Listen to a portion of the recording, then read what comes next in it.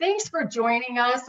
We have a lot of ready friends on the line here, so it's good to see all of you, and I hope you're enjoying the conference. It's been a great week so far for us with some good sessions, and I've seen most of you in the majority of those sessions, so it's good. It's great to have you actually.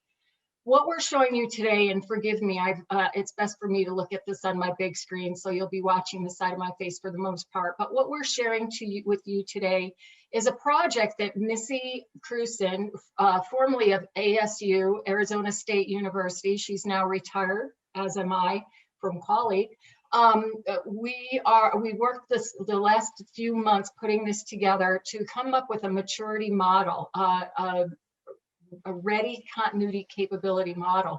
And what we're going to show you today is really a roadmap. It's an opportunity for you to use this document to measure where you are today with your program and follow what we'll show you today. And it's an opportunity for you to benchmark where you are today with your program, set up some items, projects, if you will, for improvement, and work your way from reactive over here where you start your program to a world-class program. All right. This will help you, again, like it says right there in the corner, identify that benchmark where you are now and where you want to be, and the in-between is how do you get there, and it makes for a perfect roadmap. So as you're going through this for your team or your program, you want to remember that there's no really right or wrong place to be. There's a good and a better and a best place to be. And you want to always be progressing towards that best. All right. In this document, you'll see across the top that we do have that reactive with a couple of descriptive words to tell you where you are. And reactive is really just, we don't have anything in place. We're trying to figure it all out. But when that pandemic hit, we were just scrambling to do it all. Or when that earthquake hit, we were scrambling to relocate, to communicate, and all of those other things we do during an emergency. Aware is just that. You know that you should be doing these things. You know that you have some gaps. You're informed on how to respond. It's not documented, it's not formal, and that's the state that you're in under aware. Proactive, you're definitely making some progress. You have a good solid team put together, or at least you're working on that. You're starting to do some training and getting better in that area. Mature is you can really predict what's coming along. You know what your risks are, those that you can identify anyway. You're much more sophisticated than you've been. The language is being spoken across the institution. Departments are, they have good plans in place, et cetera, et cetera. And then world class, that's the creme de la creme. You don't stop there though, because everything in business continuity, emergency management is constantly changing. So even though you get there, you have to, it's a living program. You have to constantly focus on it and improve on it based on where your institution or even the world is at that point in time. So I want to walk through what we've done here and how we've set this up. And again, it's interactive. Throw your questions out there. If something comes up that isn't clear or you have a question, please just throw it out. We're going to just let you open your mics and speak up. All right. So we set this up in different headings. Here's program management. Program management looks at your structure, the leadership support. Do we have a good set of metrics that tells us where we are? How about that EQ plan? That's pulling it all together. And if we can say we've got a fully populated EQ plan, we've got a great program in place. Doesn't mean we're perfect. We still have improvements, but we've got a good program. Continuity elements, these are the things you'll all recognize. Do we know our risks? Do we know our criticalities? Have we documented our strategies for recovery, not just at the level of EM and business continuity, but right down to the departments? Are our plans in place? Have we implemented them? Are they folks trained on them? How about our executive response plan? Do they know what they're doing? We've learned from our events that if they don't have a set of activities, then they're going to hound us and the egos come out of the woodwork. How about testing and exercises? We need to constantly be looking at what our next exercise looks like. Complete those at the department level, and some bigger ones where you're blending a few exercises together, like an evacuation with activating the continuity plan, or a communication with activating the EOC. So we want to continuously improve on our testing and exercises. And then obviously we need to train the entire institution. Those are the pieces of a continuity program. Looking at the academic and instruction readiness. So we have the academic continuity plans. We have the considerations for remote instruction, which we've all become way too familiar with recently. And then studying abroad is a big one. Many of our customers have students studying abroad. So we've got that one in there too. Under incident response follows the same pieces of an incident response, at the same way we have pieces or elements to our continuity department. Incident response has their things as well. So emergency management, incident management, meaning that long-term, we've gotten through the emergency, now we're focusing on the long-term incident. Pandemic is a perfect example. It wasn't here and gone in a week, like an earthquake or a fire. It's going to be going for some time. That's the incident. Emergency operations plan, we should have a really solid EOP rather, in place. And then so on and so forth. We've broken down another section being our emergency response communications. Everybody on this call knows that that is one of the most critical pieces of a response to an adverse event, and you'll see all of those elements.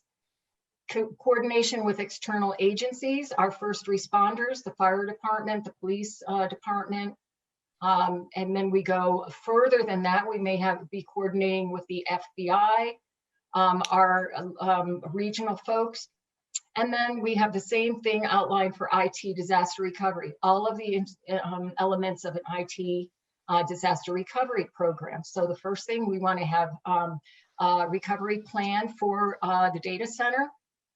We want to have those disaster recovery plans for recovering the different pieces of a data center, the network, the phone system if they're on the network, the applications, the servers, the whole entire server farm, data protection, and so on there. So I'm going to stop there and just let you know those are the main pieces we're focusing on that we're going to talk through high level. Any questions there?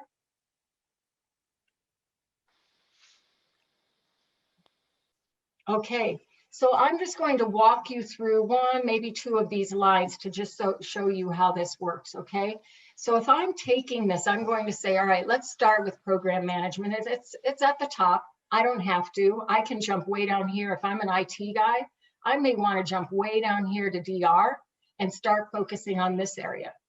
If I'm an emergency manager and don't pay too much attention to BC because my business continuity manager is going to address that, I would start with the EM piece. If I'm in academics, et cetera, okay? So I'm looking for the overall program level of maturity. The first thing I want to know is that I've got a good structure set up for my program. So here, if we don't have a defined, and we're finding this a lot with some of the smaller institutions that are just starting to pull this together based on some recent events. So we have no defined continuity or incident management structure here. We're completely reactive. The event happens, we respond. We haven't thought about anything in advance. Resources aren't in place. All of those things have not even been considered. But if we go a little step higher on the maturity model, we're in the aware phase. Our program is conceptualized. We know we need to have it. We've thought about it. We're starting to talk about it more and more.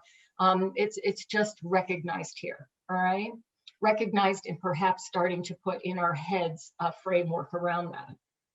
When we move into proactive in our next stage of maturity, our roles are established. We know we need a business continuity person. We know our EM team needs to be built out. That's our first line of defense. And so our roles are starting to be established. Business continuity and EM staff are trained. Those of us, that have been assigned in those particular roles, they're being trained.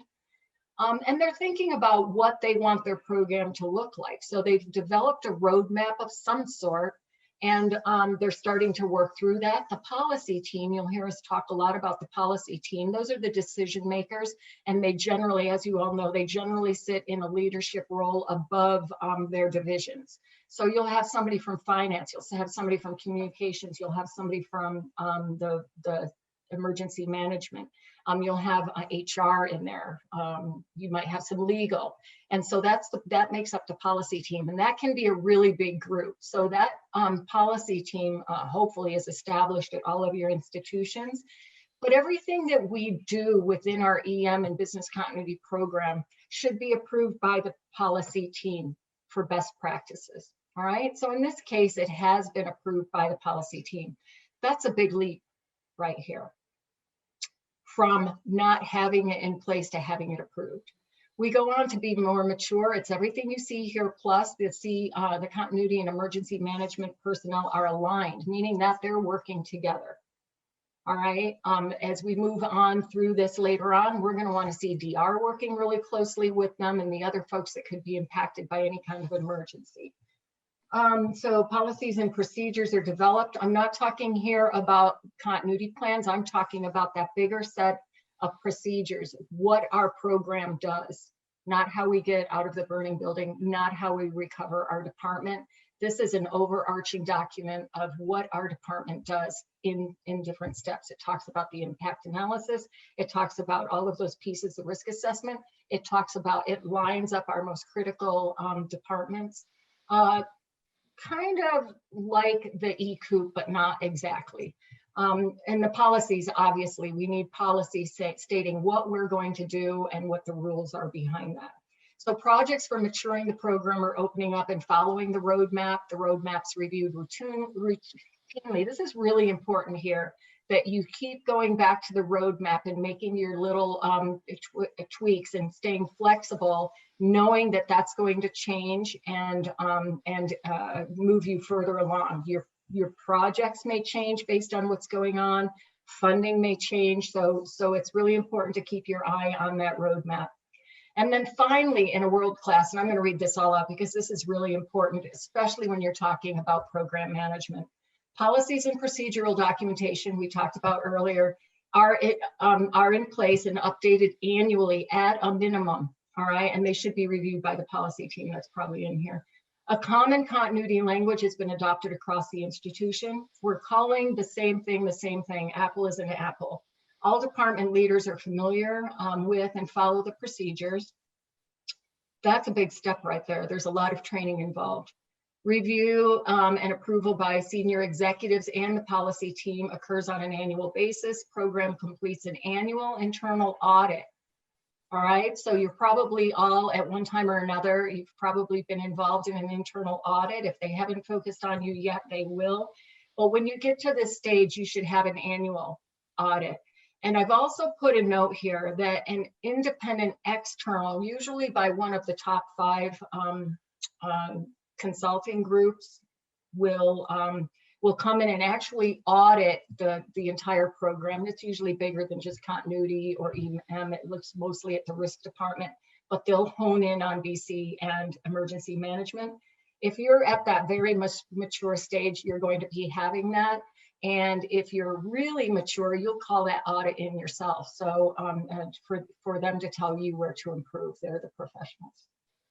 So it goes on the same way with senior leadership, metrics tracking. You'll see that there's a little blurb in each one of these that will help you understand. And now you have to transfer this into your own language. For instance, you may not call your policy team a policy team. It might be a logistics team. It might be a council that you report up to, or something higher than that. So change it into your own language. And also, maybe you don't have everything in here, but you're working more in this area than you are in this area. You would just put yourself in this area. Now, how you would use this is to just highlight it in a different color as you're working through it, or in some way mark where you are so that you can build that roadmap and compare notes in a later review of this document to see how you've improved. All right. So it goes through the rest of the way like that. I don't want to read everything to you. I just really want you to understand how it works. So again, I'm going to stop and ask questions. Is this useful? Yeah, I wish I had a copy because the text is really tiny and, it'd be really nice to have. Oh, that's a good point, Pam. I don't know if I can make it bigger. Let's see if we can still see it if it's bigger. Is that helpful?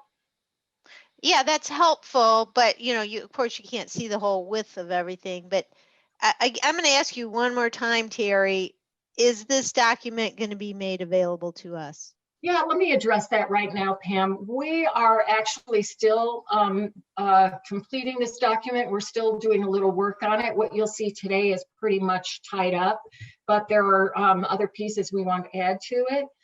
We are looking for beta testers right now, somebody that will help us. I'm going to move this while I'm talking so you can read some of the things that you have in here. We'll be looking for somebody like perhaps you at University of Cincinnati might want to sit with us and work through this and see where you stand, so you'll get a good feel for where it is. And then I don't know that we've discussed internally how shareable this is going to be. It's eventually going to be out there, probably on our website. So eventually it will be made available to you. Pam, right now we're still in the process of beta testing it to see if we need to tweak our language in any way. Talking to folks that are actually from the institutions. Now, Missy Cruson is on the line, I mentioned, from ASU, and she developed this with me. And she's very well versed in the higher ed side. So we're pretty comfortable with our language, but we would like to find 3 or 4 folks to beta test it for you.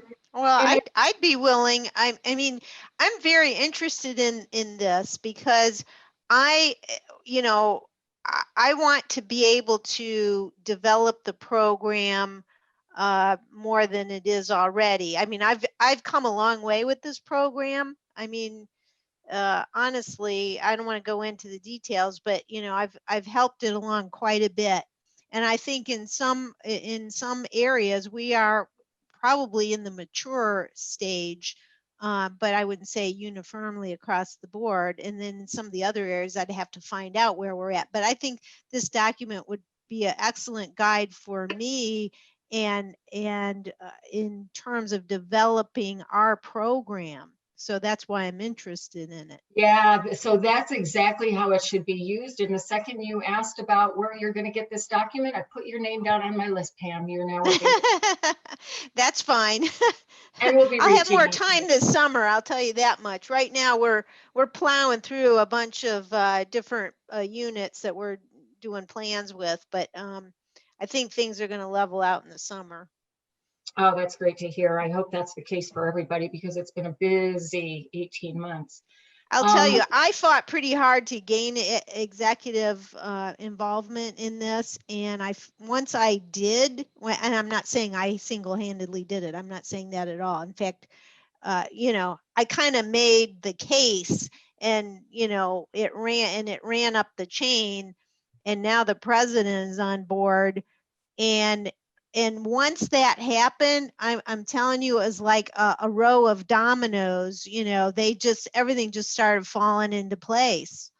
Yeah, that's great. I think this will work really well for you then to show them the different levels of a mature program and decide where they want to be when the next event hits.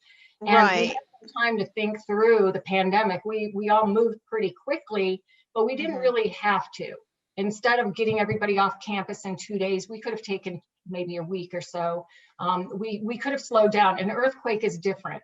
I don't know what you have in Cincinnati. I think you can have earthquakes are not a risk here. Yeah, there's some areas that are more prone to flooding and of course tornadoes throughout the Midwest, but that's about it. Yeah, that's my point. Not all emergencies give you time to think, right? So you want to be as mature as you can in a program and ready for that. I'd like to jump in real quick here, and based on a comment that Pamela made. I think one of the biggest struggles that we all have in continuity programs or developing or maturing what we currently have is, for the most of us, is very much overlooked by executive leadership. And you're absolutely right. That is one of the most critical components in creating and developing and maintaining a successful program. So with this roadmap here, we we're hoping that it'll be used really scalable and flexible. Like today, you look at it or somebody looks at it and says, hey, this is where we are now. And you can make those comments. And there's nothing wrong with maybe some of your areas are just reactive, but that leadership's going to look at this and say, but all right, that's where we are now, but we really want to be mature. And how do we get there? So this roadmap should help some of those executive leaders make those decisions and visually see where they are and where they could be, or turn around and take this survey and say, this is where we want to be, and back the program up and create that support mechanism that's in place. So I think it's a good document to detail the elements that are required, if I could use that word, for that's exactly right, Dan. a mature program. You know, like I like the idea of a policy team. I really like that. We don't quite have that. Well, actually, I take that back. I'm sure the university does, but I was early on, I was fighting for a business continuity policy because there really isn't one. It's maybe kind of sidebar mentioned in some other policies, but there's nothing that addresses it specifically. So, you know, that I could see that could be another goal. But, you know, I need as much, I need as much information to make a business case as I can, you know, because I know people are, you know, their time is valuable. They've got a lot of things to pay attention to. But, you know, if I can make a good business case and say, well, you know, here's you know, elements that make a mature program, you know, then that would be a stronger case. Yeah, I absolutely agree with you, Pam. And if I were sitting in your shoes, what I would do is take something like this, use this right here, start documenting where you are today in coordination or in, you know, also having a roadmap. Take those two documents to Ed, right? You report to Ed. Take those two documents to Ed and say, hey, look, here's where we are, but that's considering we're in reactive or aware wherever you are, but we really should be here. And you're not going to take like 5 or 6 things at one time and bite off that many projects and work on it. Take the one where you get the biggest bite for your buck, right? Biggest, did I say that right? Yeah, of course. Yeah, of course. You know, 80-20 rule and all that. Right, sure. You want to pick those low-hanging fruits, the ones that are easy to get. It might be that training. Maybe you're lacking in training and you start there, but build a roadmap and take this document with your roadmap to Ed and say, this is what I think we should be doing, and toss it back and forth until you get to a place where he's approving it. And you can then move forward and say, this is my next project right here. Well, that's part of my point about asking of the availability of this document. I don't care if it's partially finished. It would be helpful to me just the way it is, understanding that, yeah, it might change and all this and that. But, you know, if I could be sent that, I'd be very appreciative. Yeah, okay. Well, let's talk about that offline, Pam. I'll get an answer for you and see how quickly we can share it out. All right. It's pretty close. Okay, so you're seeing what you have here. I want to then take you into another section. I'm going to turn that over to Missy. Missy, do you want to share your screen or do you want mine? You know what, just for sake of time and simplicity, if you don't mind driving, that would be appreciated. Not at all. Just tell me when. I'm going to try to make it. Is it okay for you all to read? I think we have a little more room to spread out here. Yeah, there you go. Okay, great, Terry. Thank you. This is the student housing component, and I don't know if you could still see it at the bottom, but we also have some other tabs, understanding that there are some true subject matter experts in lots of different areas in higher education, outside of the first RCCM sheet that Terry showed you. You know, some institutions have housing programs, some don't, and really be able to kind of segment these other kind of facets and really kind of in a yes, no. So if you have the program, then, you know, absolutely be able to go through the roadmap and kind of see where you are in the levels of maturity. So Terry, can you scroll to the left? To the left or this to the right? Oh, no, the other way. That's as far as I can go. There we go. Yeah, back to where you just were. I'm sure, where? There? No, the other direction. I'm not, that's as far as I can go to the That's it. left. Perfect. Right there, right there. Thank you. It keeps bouncing back. Oh, no. That's all right. I can talk off my my copy here. So we'll just stay on that. So some of the elements within the student housing program roadmap is really food service. You know, yes, you have it. No, you don't. As Terry was saying on the other sheet, you know, reactive, basically we don't have any plans. We just have that element. And then going into, yes, we're aware of some things we need to look into, or we've already looked into with food service. As you can see, proactive being developing plans to address self-op or third-party contracted dining services. And a lot of the student housing and some of the other kind of auxiliary areas, nowadays there's a lot of third-party involvement, whether it's ownership and operations and ongoing maintenance of a service or a facility or a program. That's become a reality in a lot of institutions, particularly public institutions. So this is really going to kind of drive that out down into where do you want to, be if you're self-op on everything, or asking some very thoughtful questions on where are your kind of third-party contracted services and or providers in that. And really specifically with housing, and we see that a lot when we talk about, I mean, housing is a 24/7 operation. It never sleeps. It's our students' homes. So really being thoughtful with your housing program and understanding where they are with the level of maturity, with, kind of our off-campus or alternate housing options. If you have a residence hall that's not available due to an incident, you've got a flood that just brings that building down. You've got 300 students who have nowhere to go. You're going to want to be thoughtful in what are those opportunities? What are those options? Some back here in our reactive model says no plans. Or the next step is examining different housing opportunities.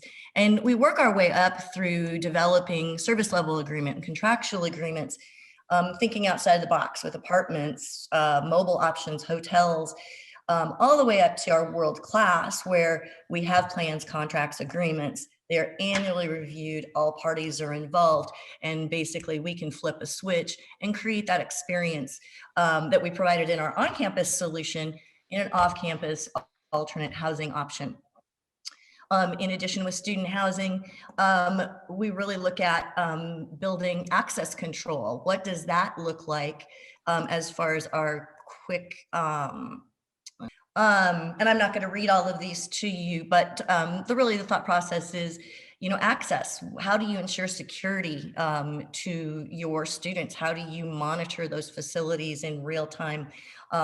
Is that a card system? And if you have a network outage, how long does that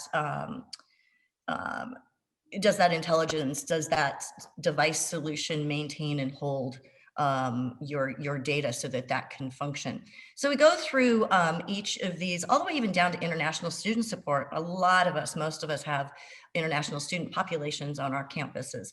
And some of us we just have international students and they're just a regular student. They do have some different needs, and a world-class plan would be able to house them, for short or long term, who cannot return to home. And you're looking at financial support for those students, or engagement with your international student office or other student resources.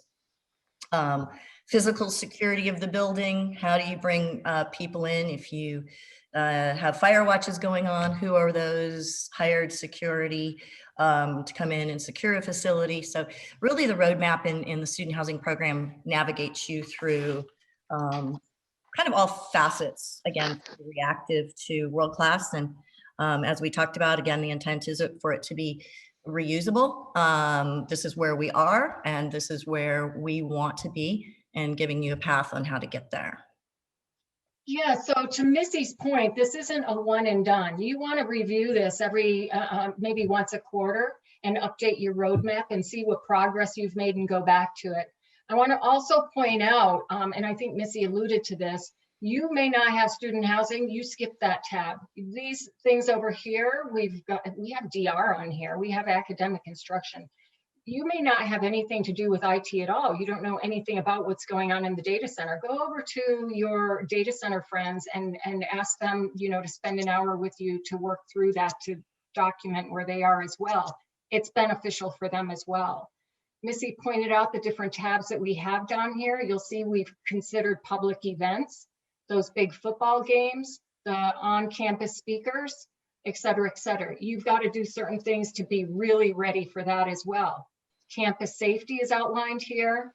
It's not going to be you. You take that to the campus safety group and have them, the police department or whoever that is on your campus, and have them work through that with you or on their own. Third-party providers, if you haven't already considered this, somebody on campus should be considering those vendors that you rely on.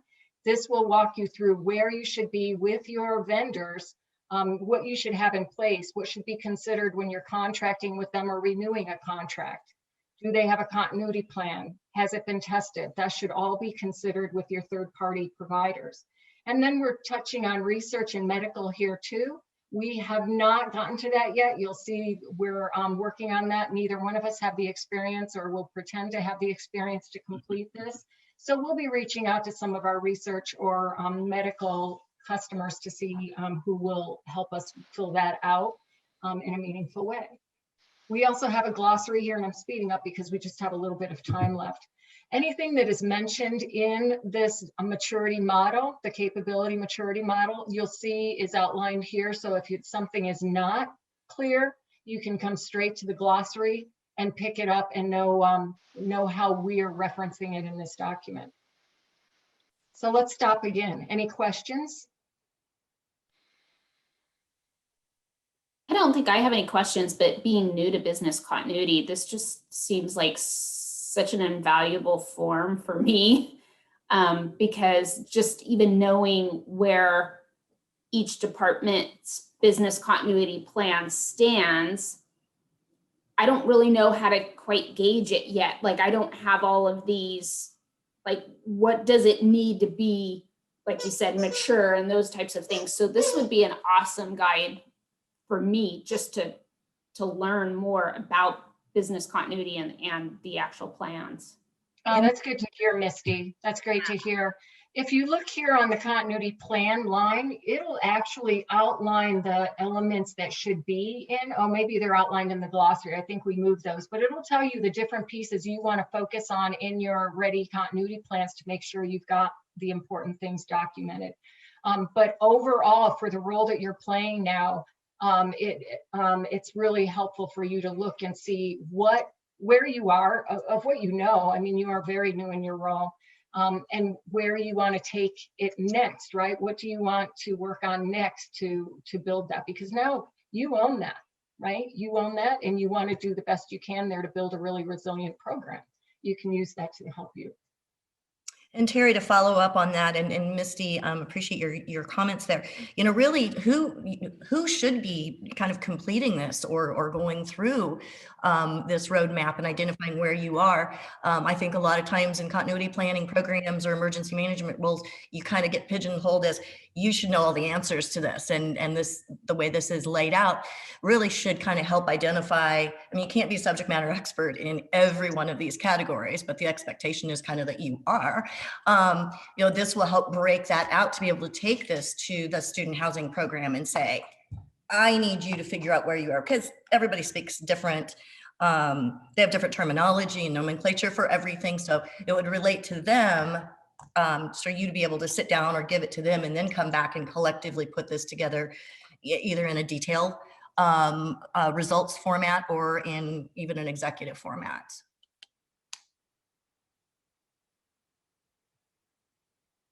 Any other comments, questions? It is the I'm kind of intrigued by the inclusion of things like food services and residential housing and all of those things. And I recognize that not all campuses have that. UC is a pretty large campus, so we have all of those things. I would say we have I've been working with campus services right now, who oversees housing, food services, printing services, a number of other things. It's kind of a big umbrella organization, but um, I would say they're probably already world class. They're at least mature, if not world class. They're a great group of professionals, just from what I've learned. It would be awfully presumptuous of me to say, here, look at where you're at on the scale. I mean, Yeah. I'm not sure how this is being used with other areas, or is this being looked at through the lens of business continuity? No, as Pam, as I mentioned, it really is the responsibility of each of those different areas to answer the questions, but it will be you that will be leading it. They're not going to find this on your own. So what I would suggest is that you cover your area first and see where you are, and then take off the next bite, right? So maybe you want to look at, I think the most closely related would be, if you're on the main sheet here, the most closely related to you is the emergency management group.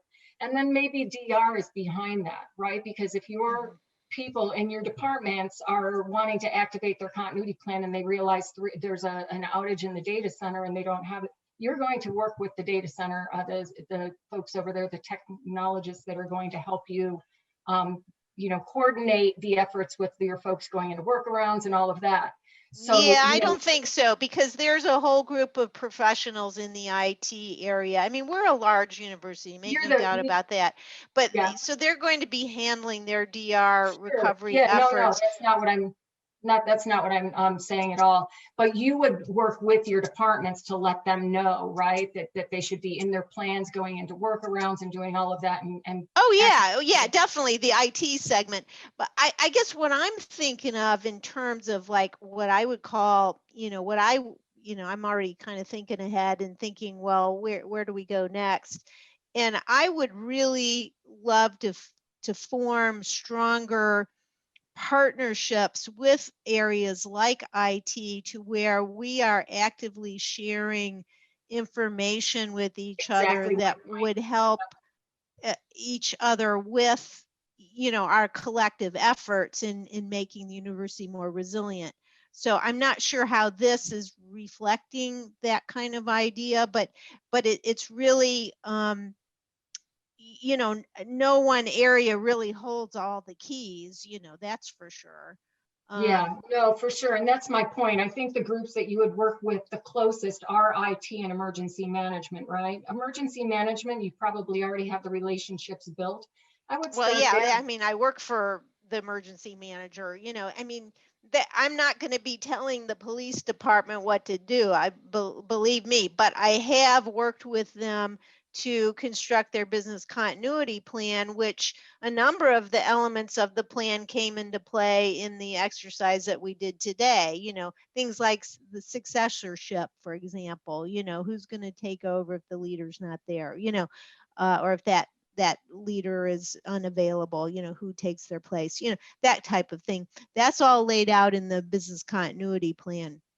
So it's and honestly, it's kind of new to people, that so I know we're reaching kind of that level of maturity when it's like, oh yeah, we got that covered. I'm not encountering that. I'm encountering people that are grateful to be able to document this kind of stuff. Wow, you're in a good place if that's the case. You're in a great place if that's the case, because people are really busy. It's hard to get them to slow down to document and fill out their plans, but that's the crucial part of your position. No, I think this year we have made huge, well, late last year and into this year, and probably, thanks to the pandemic, people are more willing to listen and more willing to work on this. And Ed and I are just taking a complete, shameless advantage of the situation to, get this done, get all our essential areas plans completed. Never let a real event go to waste, right? Exactly. So